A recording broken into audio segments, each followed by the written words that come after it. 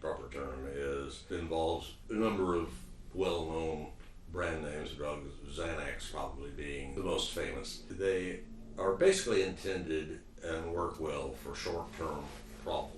Fortunately, they seem to be highly addictive, and so the short-term tends to last forever, or until you die, whichever comes first. Let me read to you what, again, the National Institute on Drug Abuse, which is, as you might guess, is not one of my favorite government bureaucracies, Advancing Addiction Science. This is from 2 years ago, March of 2018. More than 30% of overdoses involving opioids also involve benzodiazepines, a type of prescription sedative commonly prescribed for anxiety or to help with insomnia.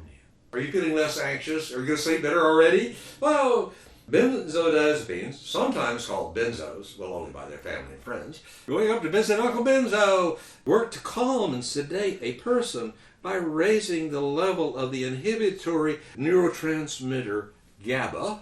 I thought she was a Hungarian film star. Anyway, in the brain, common benzodiazepines indicate diazepam, Valium, Xanax, and Klonopin. I'm not going to even try to pronounce their clinical names. That's only used in family gatherings. Anyway, every day, more than 115 Americans die after overdosing on opioids. However, between 1996 and 2013, the number of adults who filled a benzodiazepine prescription increased by 67%, from 8.1 million to 13.5 million. I would read further, but you might OD.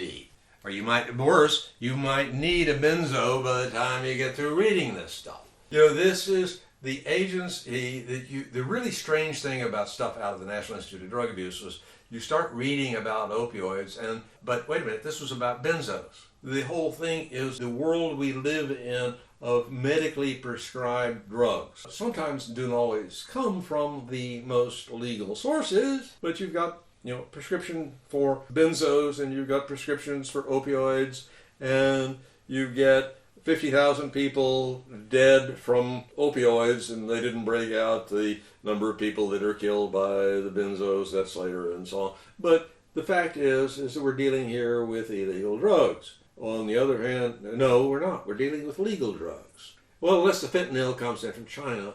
Or can we blame the Mexicans for this? Oh, it's the Mexicans' fault. That's why God invented Mexicans, so we'd have somebody to blame for our drug problem. And now we got the Chinese, too. They send us fentanyl and the flu. Well, but the only thing is that we don't have to worry about it because the government's going to take care of it. It really is all of this going on. Oh, did I mention we've arrested, I think, 22 million people for possession of marijuana now? How many people have died from marijuana overdoses last year versus how many people died from opiate overdoses? 50,000 to 0. What kind of ratio is that? I was never that good at math.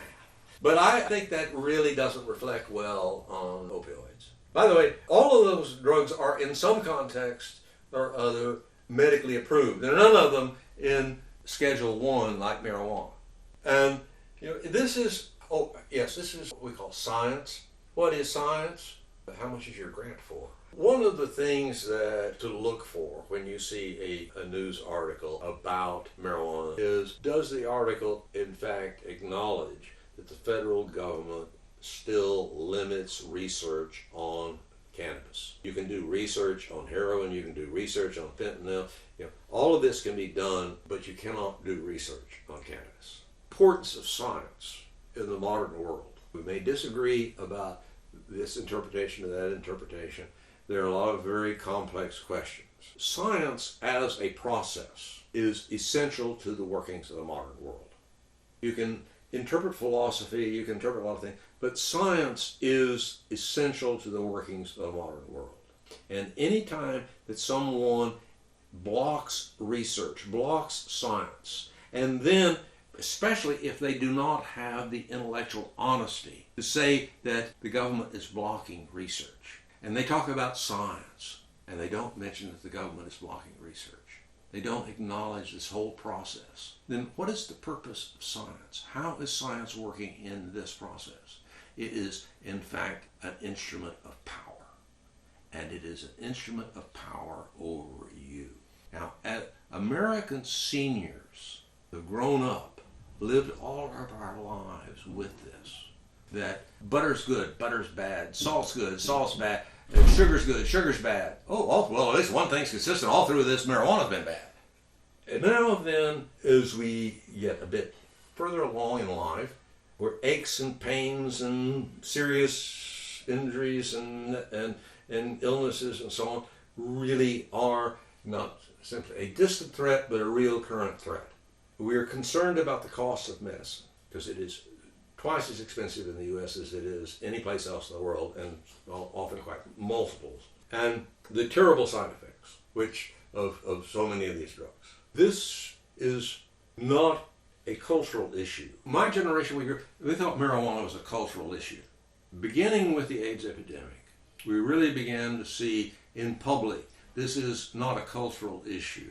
Whatever else it may have been, in terms of the debate or the acknowledgement around AIDS and so on, this is not a cultural issue. This is today, if you are a senior, especially if you're an American at any age, if you're a human being of any age, but particularly senior Americans, the subject of marijuana is a subject matter of life and death.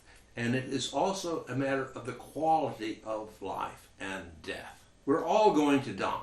Are we going to die in agony with something that the government has approved, or are we going to die in peace with something that God made? That is the choice that every senior American is going to face inevitably. Think about that and pray on it.